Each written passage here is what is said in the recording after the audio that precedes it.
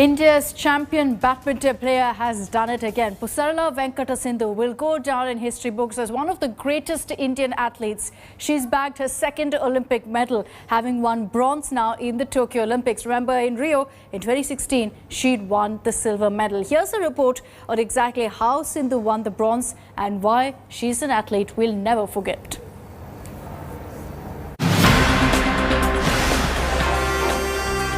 India's PV Sindhu has created history. By winning bronze at the Tokyo Olympics, PV Sindhu has become only the second Indian player after Sushil Kumar to win back-to-back medals at the world's biggest sporting event. It's not just a victory for bronze, but a show of India's Nari Shakti. After Mirabai Chanu and Lavlina Borgohain, PV Sindhu has brought glory to the nation. Sindhu's path to the medal hasn't been easy. A loss against world number 1 Tai Tzu Ying threatened to derail her campaign. But Sindhu is a fighter and she came back from that loss to beat China's He Bingjiao. That's the hallmark of a champion, and Sindhu is India's champion. Sindhu might feel that her medal has been downgraded from a silver in Rio to a bronze in Tokyo. But the fact that she has won 2 successive Olympic medals give her the legendary status she deserves, no matter the color of her medal. Sindhu has dominated the game of badminton for a long time, and some of her achievements show how she has managed to stay at her peak. Apart from winning medals at the Olympics, Sindhu was the silver medalist at the 2018 Asian and Commonwealth Games. In 2019, she won gold at the Badminton World Championship. She also has 2 silver and 2 bronze medals to go with her 2019 gold. She was the winner of BWF World Tour Finals. And she has won the Korea Open, the China Open and the India Open in the past. She has also been awarded a number of honors, and that includes the Khel Ratna, the Padma Shri and the Padma Bhushan. Her attitude and hunger shows sky is the limit for India's ace shuttler. And she should be back, winning laurels for the nation. Be rest assured, she'll be back in Paris 2024. Sports Bureau, India Today. And India Today was the first channel to speak to Sindhu after her amazing run at the Olympics and securing that bronze medal. Here's the conversation that Boria Majumdar had with Sindhu.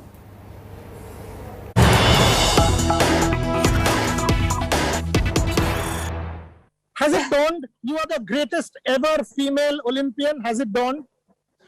Well, thank you for that. I would take it as a that compliment, and I'm really very happy, and I just can't believe it because back-to-back Olympics mein getting a medal is definitely a proud moment, and of course I am super happy.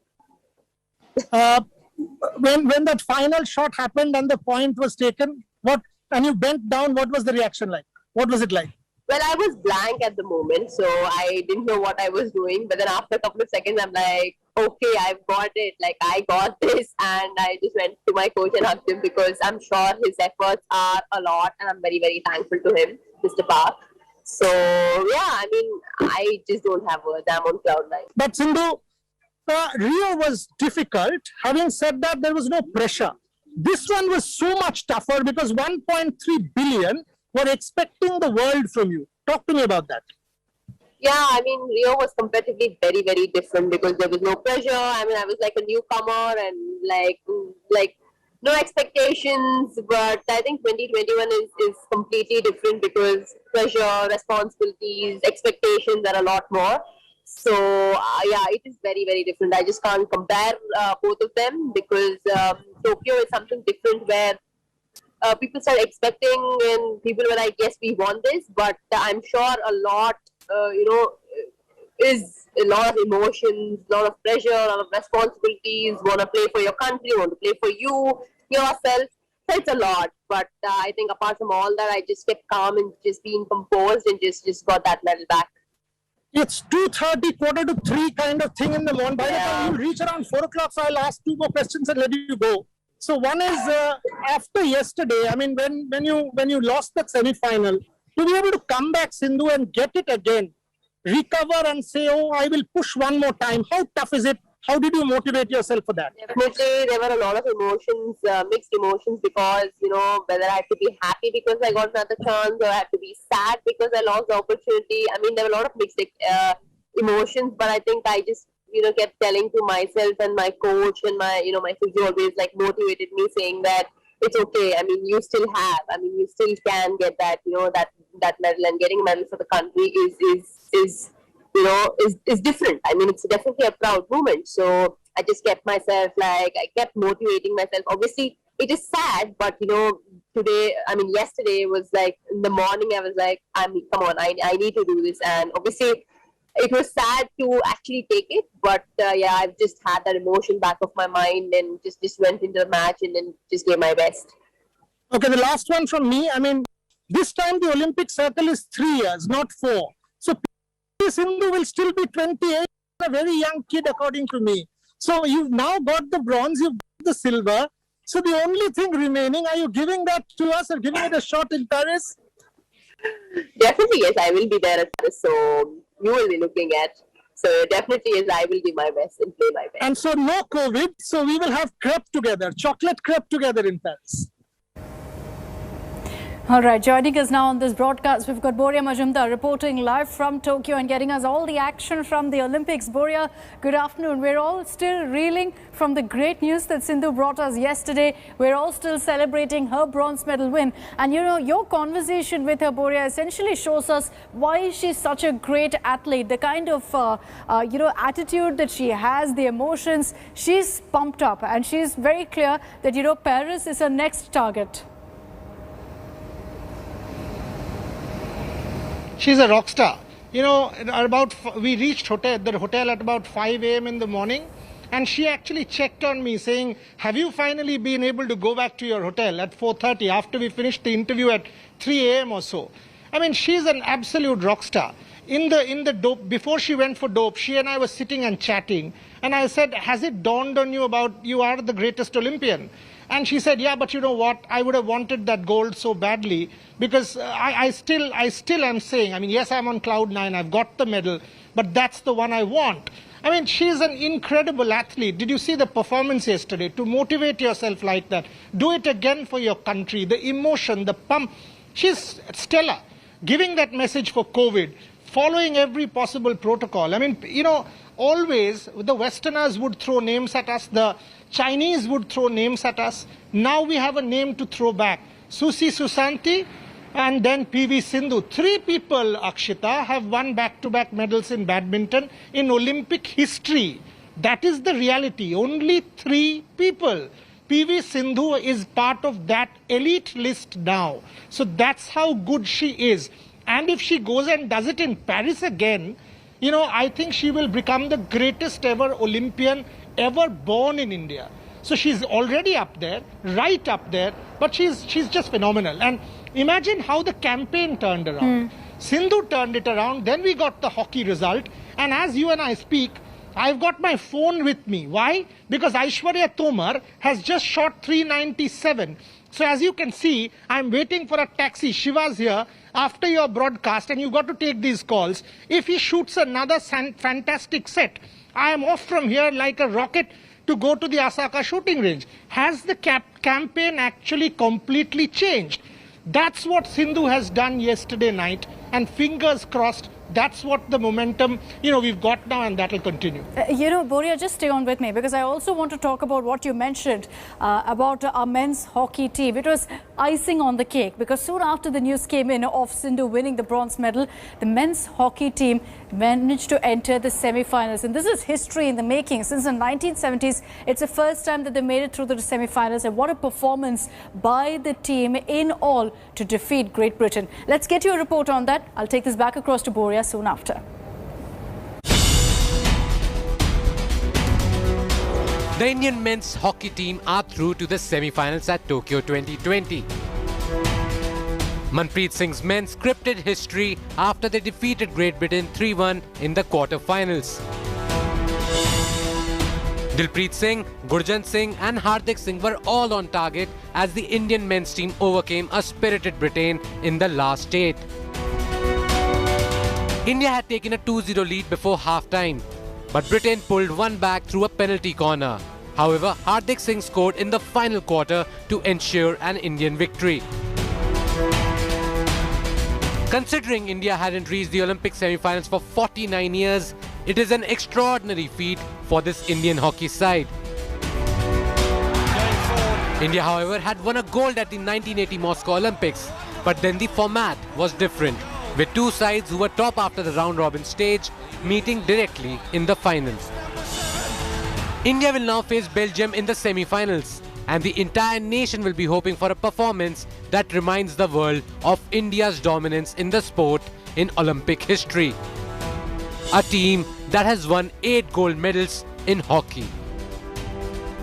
Sports Bureau, India Today. Let me take this back across to Boria Majumdar. Boria, the hockey team also doing us very, very proud. You know, they've managed to beat Great Britain 3-1. Great score, great match. In the semi-finals, they're up against Belgium. Do we stand a solid chance here?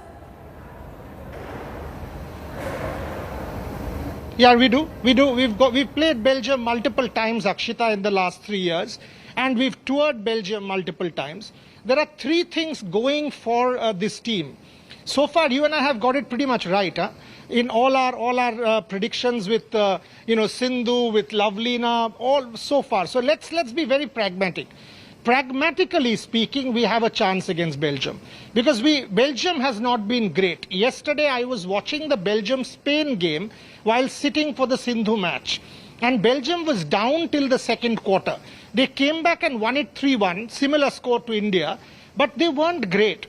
And we have played Belgium multiple times. We lost to them in Rio in the quarters, but this is a much improved Indian side. I said 3 things. One is fitness. We are not going to be weaker to anybody in fitness. Number 2, the last part of the match, the practice was India, you can come. The last part of the match, the practice was India would be the one to concede goals. Here, the trend has turned. India is the one that's scoring goals. Yesterday too, that phenomenal goal from Hardik Singh. Number 3, and this is hugely important, is the fact that India has already made the semi-finals. They have 2 cracks at a medal. So the pressure has eased off somewhat. They are on the cusp of history. Can they make it? I will give them a 45% chance against a 55 to Belgium. Match is at 10:30 a.m. our time tomorrow. Okay. Your time 7 a.m. in the morning. So by this time in your broadcast, you and I are breaking that news that India has made the final. Let's hope so. I've got my fingers crossed. Boria, thank you very much for getting us all of the latest updates from Tokyo. We're going to keep coming to you, of course, for all the action there. But the men's hockey team so far doing us proud. Let's hope they make it all the way through. As Boria said, tomorrow, hopefully, we'll be getting you the news that they've made it to the finals. There's another name we're all talking about, Kamalpreet Kaur. She's made it to the final of the discus throw event. If she bags a medal, it'll be the first ever for India in athletics in the Olympics. But here's a look at exactly how Kamalpreet has made it to this stage, how she is now in the Olympics, giving us hope that she could bring a medal home today.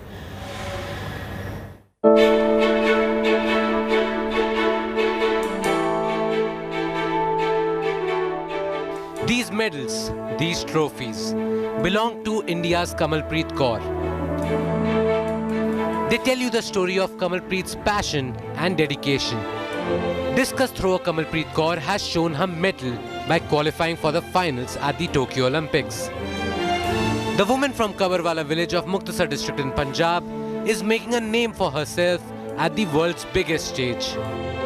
Kamalpreet's family believes that her journey to superstardom has only begun, that Kamalpreet will create history and win a medal for the country. Kamalpreet बहुत ज़्यादा confidence ਦੇ ਵਿੱਚ ਸੀ, बहुत खुश ਸੀ qualify ਕਰਕੇ final ਦੇ ਵਿੱਚ पहुंच के ਉਹਨੂੰ बहुत खुशी से बहुत भी confidence ਦੇ ਵਿੱਚ ਉਹ ਕਹਿ ਰਹੀ ਸੀ ਕਿ ਡੈਡੀ ਮੈਂ ਬਹੁਤ ਅੱਛਾ ਕਰਾਂਗੀ ਅੱਗੇ ਵੀ। Kamalpreet Kaur stormed into the final of discus throw. She earned an automatic spot in the final with a throw of 64 meters in her third attempt, finishing second in qualification. She will now play the final on the 2nd of August. Kamalpreet's past performances also inspire confidence. She had booked her ticket to Tokyo by throwing 65.06 meters in her first and only attempt at the Senior Athletics Championship in Patiala. With that throw, she also broke Krishna Punya's record of 64.76 meters. Kamalpreet has a great chance to win a medal. If she does, she will become the first Indian to win a medal in athletics post our independence. The entire country is hoping and praying she creates history when she takes the field. Sports Bureau, India Today. And so far in the Olympics in Tokyo, we've been seeing a lot of historic moments. One such moment will also happen today. Laurel Hubbard from New Zealand is the first open transgender to be participating in the Olympics. She's going to be taking part in the weightlifting competition later today. And it stirred up a huge debate. Some have hailed the International Olympics Committee, saying that this is a progressive, inclusive move. Others are saying and questioning whether Hubbard has an undue advantage.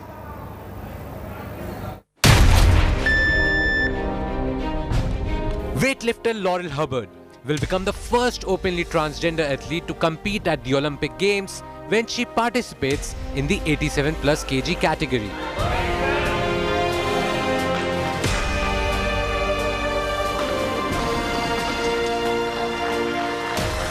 The 43-year-old New Zealander, who competed as a man before transitioning in 2013, has qualified under International Weightlifting Federation rules to take part in Tokyo 2020. Her qualification has been divisive, however, with some questioning the fairness of transgender athletes who have been through male puberty competing against the women, especially in power sports. Hubbard has not spoken to the media since her place on the New Zealand team was confirmed, and a statement was read out on her behalf at an IOC briefing on inclusion, where she said, I see the Olympic Games as a global celebration of our hopes, ideas and values. I would like to thank the IOC for its commitment to making sports inclusive and accessible. The IOC cleared the way for transgender athletes to compete in Olympic women's events without gender reassignment surgery in 2015. They issued guidelines on the testosterone levels allowed. There's differences between all the athletes as well. So we need to make sure that all those are taken into account, and by giving sport and the sporting community a framework and guidelines, then they can actually work with that to produce their own rules and regulations that work in their sport, so that as many people as possible can take part in that sport. It's as inclusive as possible, but maintaining that fairness.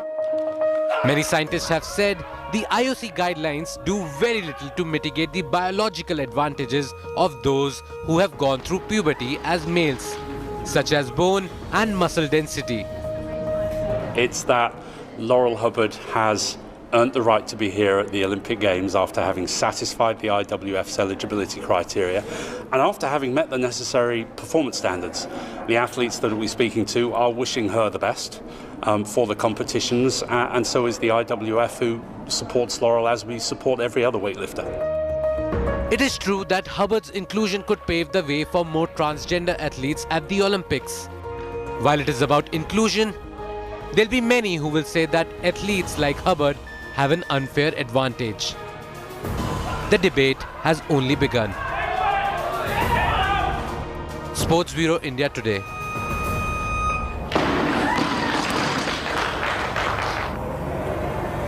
And we'll continue here on India Today to get you all the latest action from the Tokyo Olympics. For the moment, it's a wrap on this broadcast. Thank you very much for tuning in. I'll be joining you in a few minutes with all the top headlines.